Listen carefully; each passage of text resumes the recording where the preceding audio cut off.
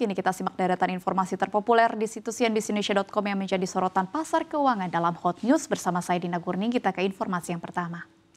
Kawasan Elliott Palisades di Los Angeles, Amerika Serikat kini telah hangus terbakar dan beginilah potret terkini di daerah tersebut sebelum dan juga sesudah kebakaran dahsyat melanda.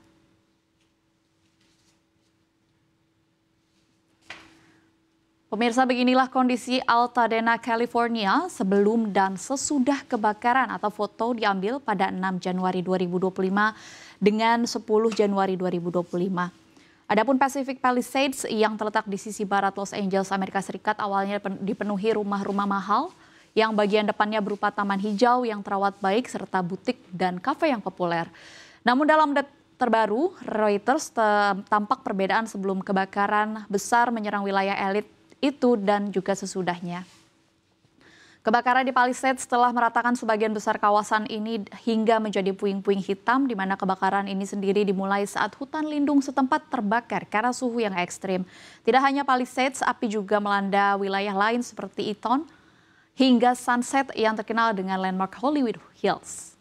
Kebakaran Palisades telah meluas hingga lebih dari 20.000 hektar sejak terjadi pada hari Selasa pekan lalu. Citra satelit juga memperlihatkan kawasan lainnya di LA, yakni Altadena yang juga hangus terbakar. Aktivis Code Pink menghubungkan perang di Gaza dengan perubahan iklim yang menyebabkan kebakaran besar di Amerika Serikat. Dirinya pun menegaskan ketika pajak Amerika Serikat digunakan untuk membakar orang hidup-hidup di Gaza, dirinya pun tidak akan terkejut ketika api itu kembali menyala di negeri Paman Sam.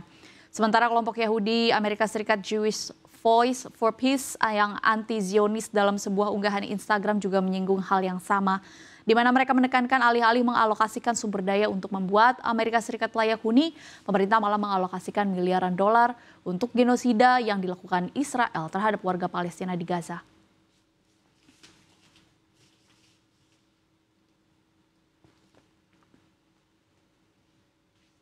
Pemirsa, kini kita ke informasi teknologi terkait dengan keamanan cyber yang tengah menjadi sorotan pembaca CNBC Indonesia, di mana modus pembobolan aplikasi M-Banking semakin sering terjadi bila tidak hati-hati dan bisa membawa risiko tabungan terkuras habis. Kemudahan bertransaksi melalui layanan mobile banking atau M-Banking semakin menjadi-jadi setelah industri perbankan mengembangkan aplikasi M-Banking menjadi aplikasi super yang bisa digunakan untuk melakukan investasi hingga berbagai jenis pembayaran. Sejumlah modus penipuan di aplikasi M-Banking antara lain pencurian data pribadi, penipuan atau phishing. Untuk menghindari hal tersebut, otoritas jasa keuangan meminta kewaspadaan nasabah pemilik M-Banking. Misalnya tidak memberitahukan kode akses atau nomor pribadi personal identification number alias PIN kepada orang lain. Selanjutnya tidak tercatat dan menyimpan kode akses atau nomor pribadi SMS banking di tempat yang mudah diketahui oleh orang lain. Nasabah juga diminta memeriksa transaksi secara teliti sebelum melakukan konfirmasi atas transaksi tersebut untuk dijalankan. Dan perlu diingat, jika berganti ponsel, pastikan bahwa semua data-data sudah terhapus untuk menghindari penyalahgunaan oleh pihak lain yang menggunakan ponsel tersebut. Pemirsa, kita beralih ke informasi terpopuler lainnya dari mancanegara, di mana Vietnam kini menjadi raksasa baru durian di pasar global. Terbaru nilai ekspor mencapai 3,3 miliar dolar Amerika Serikat atau sekitar 53 triliun rupiah.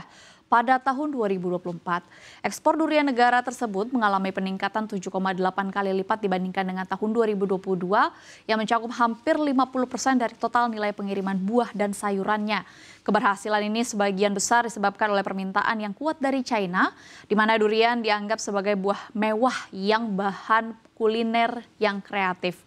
Pada bulan November 2024, impor durian China mencapai total 1,53 juta ton dengan nilai 6,83 miliar dolar Amerika Serikat, menandai peningkatan 9,4% dari tahun ke tahun, di mana Vietnam menguasai 47%. Pasar yang menguntungkan ini membuntuti posisi terdepan yaitu Thailand. Mengutip dari Vietnam News, durian telah menjadi fenomena yang sedang tren di kalangan kelas menengah China dengan serangkaian produk inovatif seperti hotpot durian, roti durian, dan prasmanan bertema.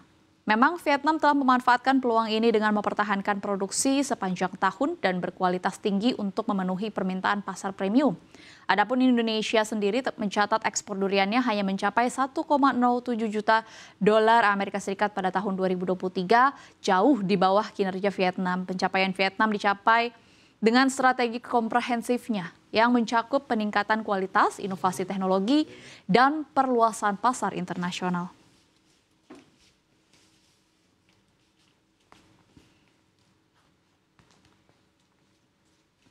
Pemirsa, kita ke informasi terpopuler selanjutnya. Menteri Komunikasi dan Digital Mutia Hafid melantik jajaran pejabat lingkungan Kementerian Komunikasi dan Digital, di mana 2 diantaranya dilantik adalah aktris Raline Shah dan pembaca berita Vivi Aleida Yahya.